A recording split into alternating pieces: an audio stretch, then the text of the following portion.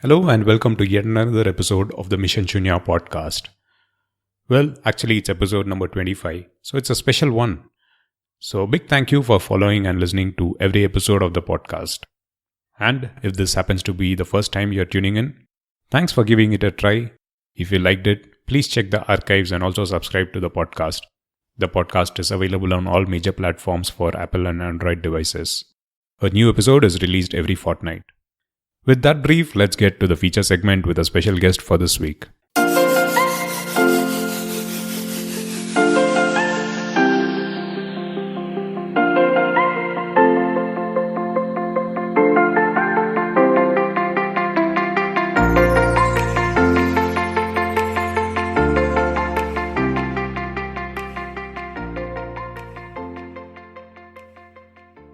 As I mentioned the last time around, since this is episode 25, I wanted to bring to you an interesting journey and a story. Well, I have mentioned in the podcast a few times that I've been really fortunate to meet amazing people in my life from time to time. Some of the connections that I have made have stuck around for years now, turning into a good relationship over time. It's one such relationship that I'm tapping into for this week's episode. Today's guest is a global expert when it comes to energy storage and policies related to it. A renowned speaker at major global events and as a professional has had significant contributions to the energy sector in the US and in India. So, who's my guest for today? Hello, I'm Dr. Rahul Walawalkar. Dr. Rahul Walawalkar is an industry veteran, if I could use that phrase. He has been at the forefront of the energy technology transition and has a particular affinity towards energy storage.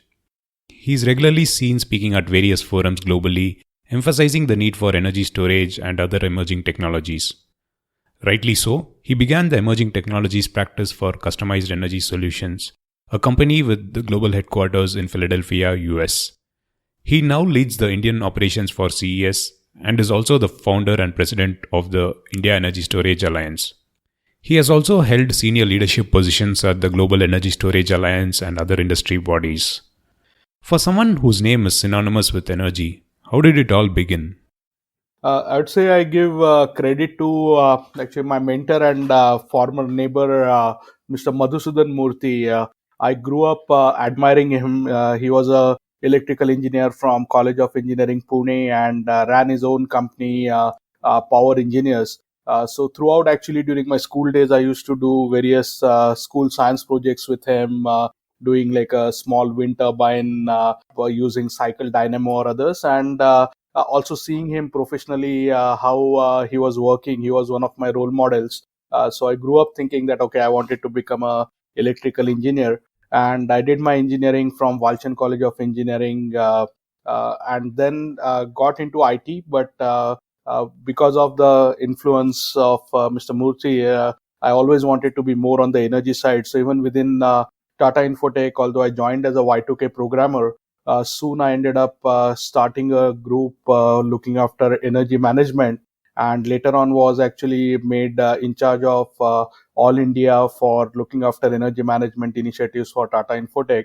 And since I was in an IT company, I was able to marry some of the initiatives we were doing on energy management with also developing some software solutions around it.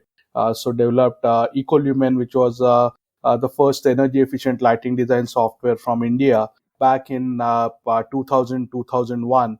And then I decided to get myself a little bit more educated, because while I was working at Tata Infotech and developing software, most of it was done through sort of self-learning.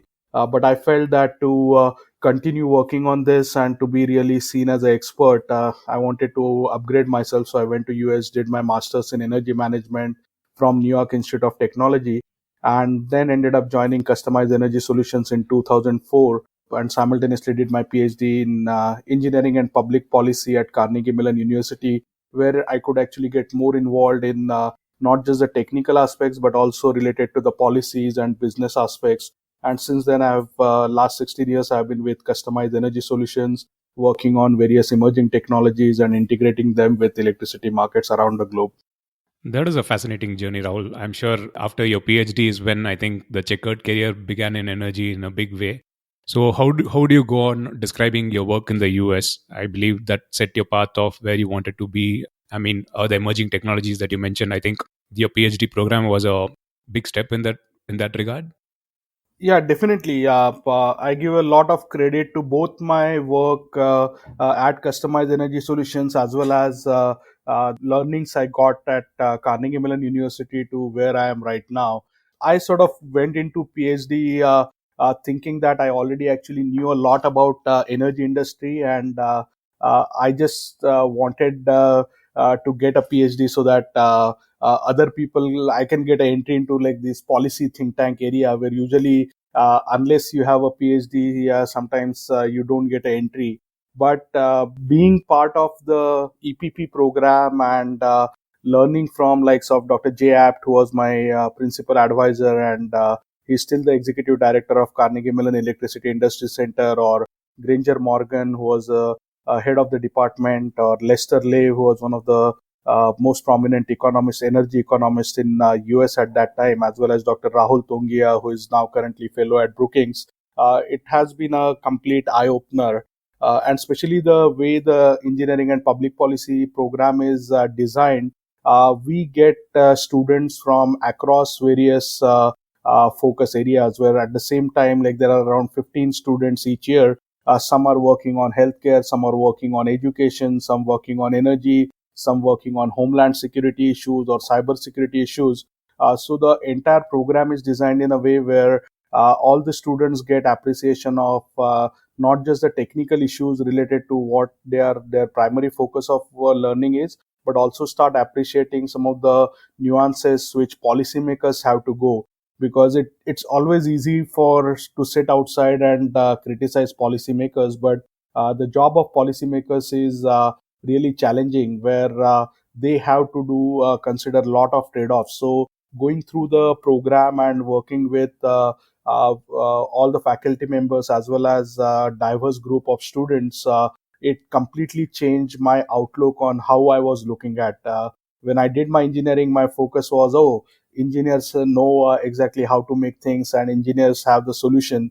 When I was working in Tata Infotech, I started getting appreciation about sort of the management and role of business, and how a particular company can take some engineering solutions to commercialization and product. And during my stay in US, actually, I started getting appreciation of how businesses and governments can work together to actually make some changes, and also realize sort of limitation both on the business side as well as on the government side, where you see a lot of times some big announcements or big plans, but there is a significant difference between plans and what happens on ground. So the interdisciplinary program at CMU was a perfect platform where I could actually do a deep dive into a number of these issues, which sometimes when you are just working, you cannot get into. And plus, by being part of the customized energy solutions while I was doing my PhD, I was able to pick up some real life challenges and problems and focus my research around that. So during my PhD program, I focused on economics of both energy storage as well as demand response technologies in electricity markets. So unlike like most of the times when students go for PhD, they get a recommendation that, oh, just focus on where you have a funding. After you do PhD, most likely no one will ask you about your thesis. But I think I'm lucky enough where now, after almost 12 years of completing my PhD, I still keep on getting inquiries about it. And as my advisor used to joke, that I can stop downloading my thesis now that it has become one of the most downloaded PhD thesis from the CMU website. That was really fascinating, I must admit. I also chanced upon to see your thesis while I was doing my master's research. And for all listeners, I have to tell them that for anyone looking on demand response or the markets in general in US, Rahul Walawalkar's thesis pops up right in the front on the search page. So that is really popular, and I think it's cited most. And that's a wonderful work that you've done. So Yeah, the only caveat I would say is that I think, yeah, it was quite relevant at that time, but there are so many things which have changed both on the technology side. For example, when I was working on my thesis, lithium ion batteries were not even considered as a serious contender for grid applications. Similarly, in terms of the market rules and structures, actually, some of the work which I did in my PhD ended up influencing policies at Federal Energy Regulatory Commission, both on demand response incentives as well as creation of ancillary markets and opening ancillary markets for technologies like energy storage. So when I was actually working on my thesis, unfortunately, those markets did not exist. So lot of things have changed since then. So again, I don't mind people still looking at it, but I always caution people that a lot had changed both in the technological world as well as on the policy and market side. Just pay attention to that as well. Just out of curiosity, feel free to download it. But a lot of things have changed in the world since then. Exactly. Talking in particularly of the change that has happened ever since you wrote the paper, Rahul. From the technology perspective, like how would you say what has been the major change in the technology front as the clean tech transition has happened over the decade and a half since you finished PhD thesis? How would you sum it up for anyone who's listening, common person who's listening to this? How would you sum it up for such a person? Sure. So I think last 15 years has been actually a really a sort of a dream come true in terms of seeing some of the transitions. If you just sort of a roll back and look at 2002, 2003 timeline, there was a time when actually in US, most of the generation was still fossil fuel based and coal being a dominant. And few years before that, people were starting to invest very heavily in natural gas, but then natural gas prices went from $2 per MMBTU to almost $10 per MMBTU, and we had a lot of stranded assets with natural gas turbines which were installed but were not getting dispatched in the market. And that time, solar and other renewables were seen as something which is just for sort of aspirational targets from the environment point, but not having even like a few percentage in terms of the annual energy output at the national level. So mainly the focus was a lot on conventional resources, and then just looking at dynamics between those. But then around 2008 to policy started shifting, where the electricity markets led by FERC particularly started allowing range of different technologies, non-generation technologies, to start participating in wholesale electricity markets, and that generated emergence of technologies like sodium sulfur batteries, lithium ion batteries, flywheels, which started getting integrated with the electric grid. And some of the early projects which were commissioned actually integrated both these technologies with conventional resources like thermal plants, but also in some cases started integrating them with renewables, and started showing how actually storage can help a grid operate more efficiently. And once some of these initial projects were installed, actually policymakers also started to realize, and that was a time when we started seeing very rapid decline in solar prices, and some of the things which most of the people felt were just aspirational, but within last 10 years people have seen as the scaling up of these technologies and projects have happened. It is not just about the cost reduction at the manufacturing level, but how the entire project cost, how the optimization of the project, how the improvement of the design, improvement of the operations of the project has actually brought the levelized cost down. And that is, I think, a classic learning which I hope will stay there with industry for at least next 20, 30 years, because right now again there are a number of these new technologies which are getting integrated, and perhaps at a similar stage where solar was back in 2004, 2006. But having seen within last 10 years the kind of success which solar has had, I think that gives a lot of good confidence to people. At the same time, in last decade, there have been a lot of failed investments in this sector. So I hope people can also sort of learn from that, and be humble that some of the things, again, no one can predict it accurately. So we have to provide more sort of a technology agnostic policies, and encourage competition, and let market decide which is a technology winner. Well, we couldn't have had a better summary of the clean tech transition over the last couple of decades from a global perspective. Rahul summed up every major aspect of the space, ranging from the emergence of market based procurement of energy in the US to the declining price of solar and wind power projects to the rise and fall of companies and failed investments during the same time. Taking cue from his last line, that is, let the markets decide the right technology solution. What is his impression from interaction with policymakers who shape the markets? Has it drastically changed in the last decade or so? So I would say maybe I'll separate out maybe some of the developed countries versus developing countries in this regard. And again, in both cases, I would say there is a noticeable difference as compared to 10 years back.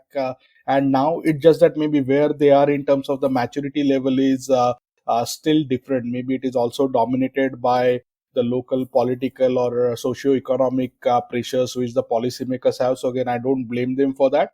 But if I see places like US or Europe, I see a lot more clarity in terms of the policymakers, particularly in some regions. Like you take example of California or New York or others, where they have realized that this technology transition is coming and they are looking at it into more holistically. In India, 10 years back, perhaps there was a complete denial, or people basically just believed that since it will take like 10 years for these technologies to get commercialized in US or Europe, India should wait another 10 years. So basically, when we started India Energy Storage Alliance back in 2012-13, majority of the people almost laughed at us, saying that why are you looking at focusing on these emerging technologies in India? It is going to be 2030 before India will start adopting these technologies. Whereas we believe that India needs to leapfrog by adopting these technologies at the same time as they get commercialized in US and Europe,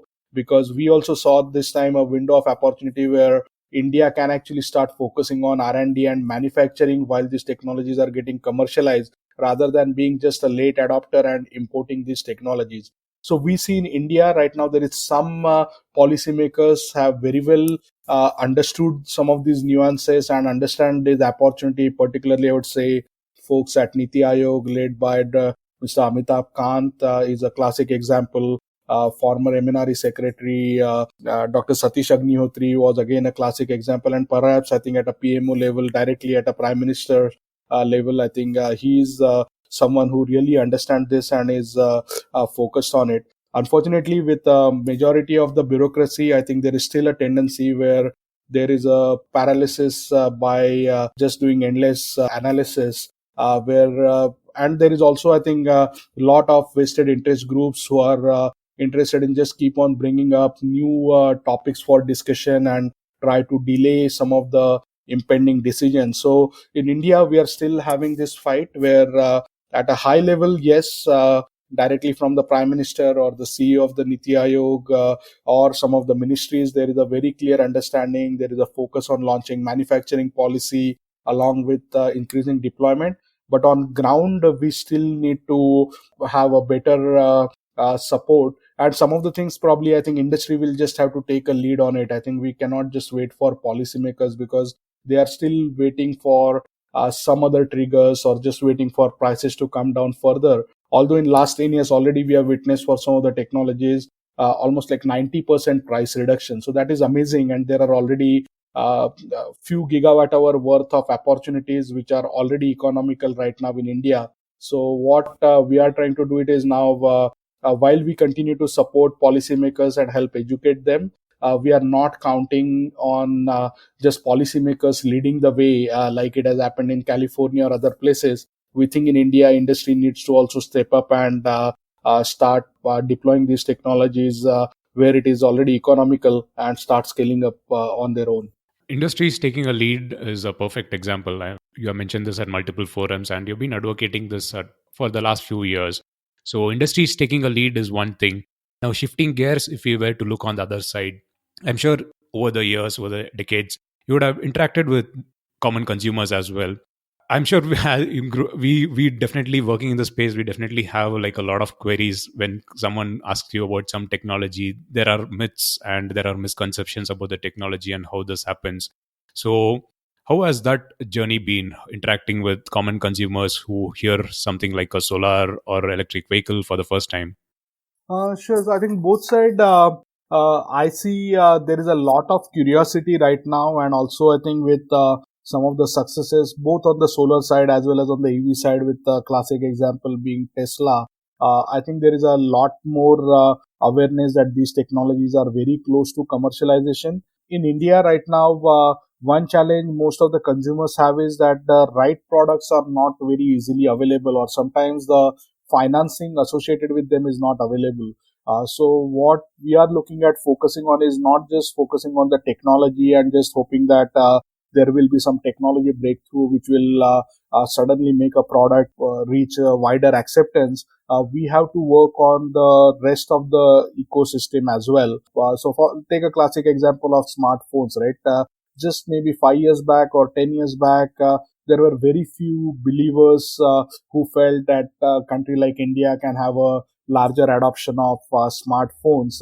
Even just 3 or 4 years back, classic example of the former country head for Vodafone said that, oh, India doesn't need 4G data speeds, even with the current 2G or 3G speeds are not being utilized. So we don't need to invest in India. And suddenly we have seen with last 2 3 years as the smartphone prices, there were new smartphones being started getting introduced at price points below 20,000 rupees as compared to the original smartphones like Apple or Samsung, which were priced at 40,000 or above.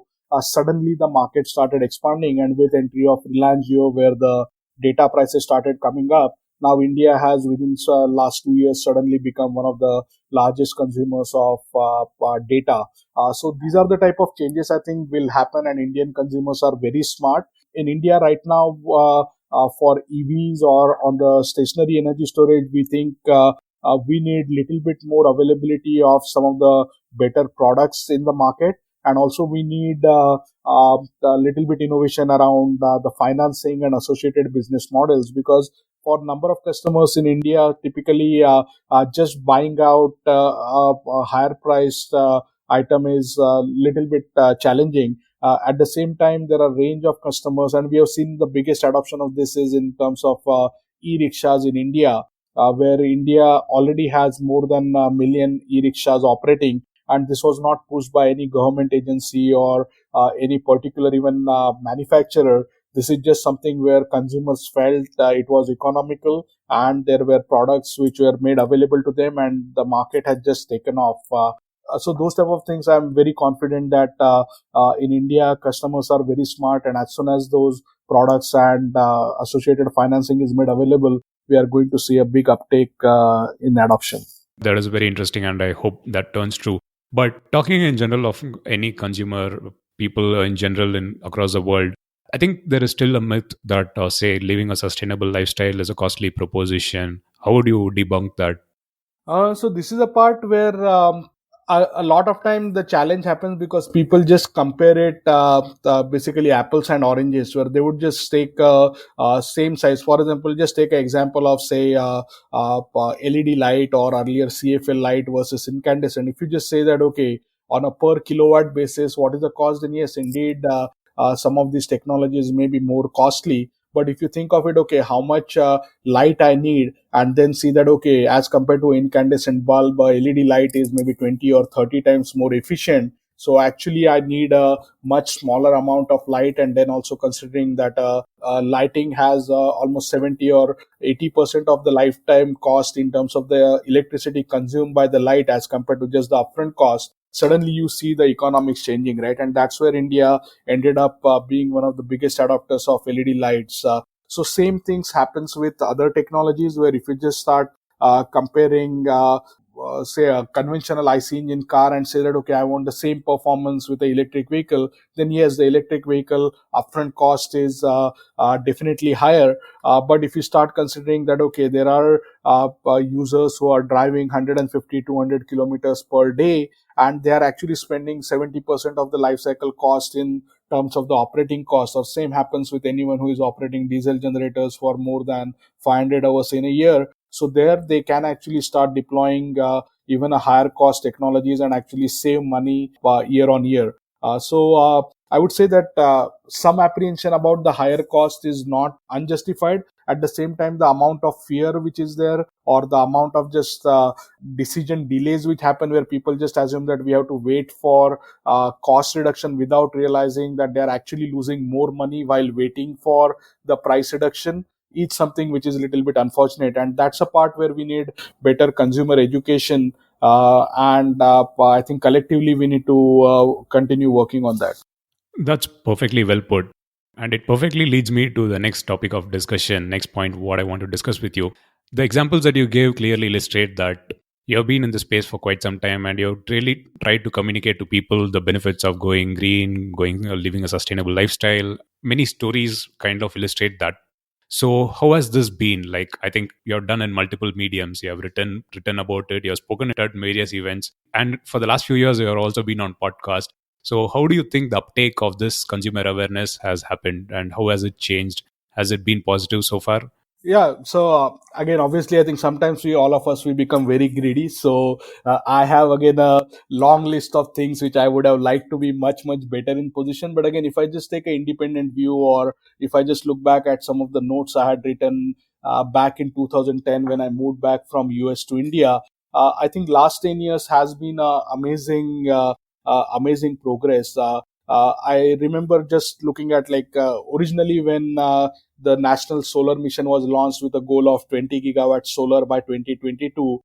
Most of the people, including myself, I'll confess, we felt that, oh, government has this tendency of launching this 5 year targets, and very rarely they exceed even 50% of that. So okay, so we should be getting 10 gigawatt by 2022. And then suddenly, I think after 2014, we saw the change in the focus, scaling up of the target in 100. And we can still criticize, saying that, oh, maybe we may or may not reach 100 gigawatt in next 2 years.